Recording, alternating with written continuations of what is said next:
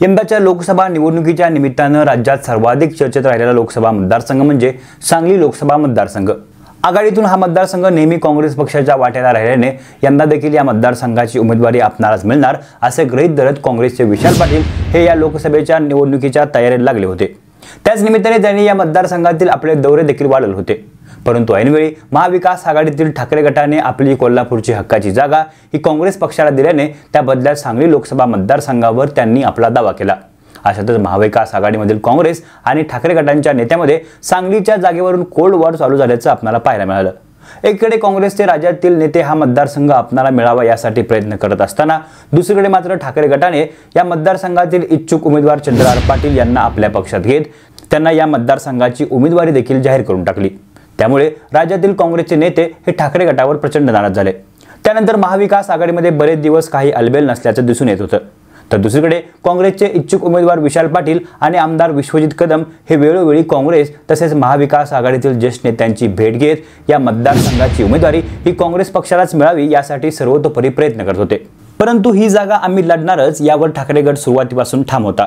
खरं तर तसं पाहायला गेलं तर सांगली लोकसभा मतदारसंघामध्ये ठाकरे गटाचा आमदार सोडा साधा एक पंचायत समिती सदस्य देखील नाहीये। तरी देखील ठाकरे गटाने या मतदारसंघावर आपला दावा केल्याने सर्व स्तरातून याबद्दल आश्चर्य व्यक्त केले गेलं। अशा सांगलीच्या वादाचा चेंडू अखेर दिल्लीत पोहोचला आणि त्यानंतर झालेल्या महाविकास आघाडीच्या वरिष्ठ नेत्यांच्या बैठकीत पुन्हा एकदा या मतदारसंघातून ठाकरे गटालाच उमेदवारी दिली गेली। तेव्हापासून या मतदारसंघातील काँग्रेसचे सर्व आमदार तसेच इच्छुक उमेदवार विशाल पाटील हे प्रचंड नाराज असल्याचं दिसून येत होतं। सोबतच सांगलीतील काँग्रेस प्रेमीमध्ये देखील या निर्णयाबद्दल संताप पाहायला मिळत होता। परिणामी विशाल पाटील यांनी लोक आग्रहास्तव या मतदारसंघातून बंडाचा पवित्रा घेत सांगली लोकसभा मतदारसंघाच्या उमेदवारीचा अर्ज हा अखेर आज भरला आहे। त्यामुळे येणाऱ्या लोकसभा निवडणुकीत सांगली लोकसभा मतदारसंघाची निवडणूक ही त्रिशंकू होणार असल्याचं दिसून येत आहे। परंतु विशाल पाटील यांनी आज देखील आपल्या भाषणादरम्यान महाविकास आघाडीच्या वरिष्ठ नेत्यांनी पुन्हा एकदा विचार करत ठाकरे गटाची उमेदवारी या मतदारसंघातून माघार घेत मला या मतदारसंघातून काँग्रेसचा एबी फॉर्म द्यावा अशी विनंती केली। खरं तर विशाल पाटील यांचा जिल्ह्यातील वाढता पाठिंबा पाहता येणाऱ्या लोकसभा निवडणुकीत ते जायंट किलर ठरण्याची शक्यता दिसून येत आहे। त्याच निमित्ताने सांगली लोकसभा मतदारसंघाची सध्याची राजकीय गणिते नेमकी काय आहेत याचा आढावा आपण या व्हिडिओच्या माध्यमातून घेण्याचा प्रयत्न करणार आहोत। नमस्कार, मी किरण आणि आपल्या सर्वांचं छापाखाटा या YouTube चॅनलवरती हार्दिक स्वागत। तसं पाहायला गेलं तर सांगली लोकसभा मतदारसंघ हा काँग्रेसचा एक हाती बालेकिल्ला राहिला आहे। या मतदारसंघावर जवळपास 50 वर्ष वसंतदादा पाटील घराण्याचं एक हाती वर्चस्व होतं। वसंतदादांच्या कुटुंबातील पिढ्यानपिढ्या या मतदारसंघातून काँग्रेसच्या तिकिटावर लोकसभेवर निवडून गेले आहेत। त्यामुळे सांगली म्हणजे काँग्रेस असं एक गणितच तयार झालं होतं।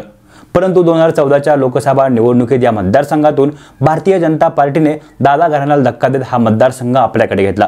त्यावेळी या मतदारसंघातून भाजपाचे संजय काका पाटील हे लोकसभेवर निवडून गेले आणि दादा घराण्याच्या 50 वर्षाच्या विजयाचा घोडदौडीचा अस्त अखेर झाला। त्यानंतर झालेल्या 2019च्या लोकसभा निवडणुकीत बंधू प्रतीक पाटील यांना थांबवत वैयक्तिक विशाल पाटील हे काँग्रेस पक्षातून लोकसभा निवडणूक लढण्यासाठी इच्छुक होते। परंतु त्यावेळी देखील काँग्रेसने हा मतदारसंघ स्वाभिमानी शेतकरी संघटनेला देऊ केला।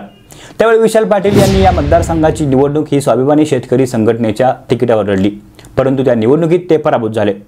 त्या निवडणुकीत वंचित बहुजन आघाडीचे उमेदवार गोपीचंद पडळकर यांना जवळपास 3 लाख मते मिळाली होती आणि त्याचाच कुठेतरी फटका विशाल पाटील यांना त्या निवडणुकीत बसला। यासोबत पाटील घराण्याचा दिवसेंदिवस कमी होत गेलेला जिल्ह्यातील जनसंपर्क हा देखील त्यांच्या पराभवासाठी कारणीभूत ठरला।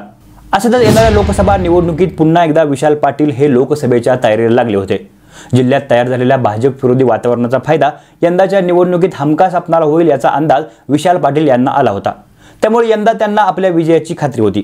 परंतु कुठेतरी महाविकास आघाडीतीलच काही नेत्यांनी विशाल पाटील यांच्या उमेदवारीचा करेक्ट कार्यक्रम केला आणि या मतदारसंघाची उमेदवारी ही अखेर ठाकरे गटाच्या गळ्यात पडली। एकंदरीत त्याच निमित्ताने कुठेतरी हा मतदारसंघ पुन्हा एकदा भाजप उमेदवार सहज जिंकेल असंच काहीसं वातावरण या मतदारसंघामध्ये तयार झालं। भाजपच्या संजय काका पाटील यांच्यासमोर ठाकरे गटाचे उमेदवार चंद्रहार पाटील यांचा टिकाव लागणार नाही याची जाणीव सर्वांनाच होती। अशातच सांगलीतून भाजपला तगडी लढत देणं गरजेचं असल्या कारणाने विशाल पाटील यांनी आज सांगली लोकसभा मतदारसंघासाठी आपला उमेदवारी अर्ज दाखल केला। खरं तर राज्यातील काँग्रेसच्या बऱ्याचशाच नेत्यांचा तसेच जिल्ह्यातील काँग्रेसच्या सर्व पदाधिकाऱ्यांचा पाठिंबा हा विशाल पाटील यांच्या पाठीशी असलेला दिसून येतो। याचबरोबर जिल्ह्यातील विविध पक्षातील बरेच नेते मंडळी ही विशाल पाटील यांच्या साथीला असल्याचं दिसून येत आहे। एकूणच त्यामुळे विशाल पाटील हे यंदा भाजपला जोरदार लढत देणार हे आता निश्चित झालं आहे। सांगली लोकसभा मतदारसंघाचे भारतीय जनता पार्टीचे विद्यमान खासदार संजय काका पाटील यांच्याबद्दल या मतदारसंघात भाजपा अंतर्गत प्रचंड नाराजी पाहायला मिळते आहे।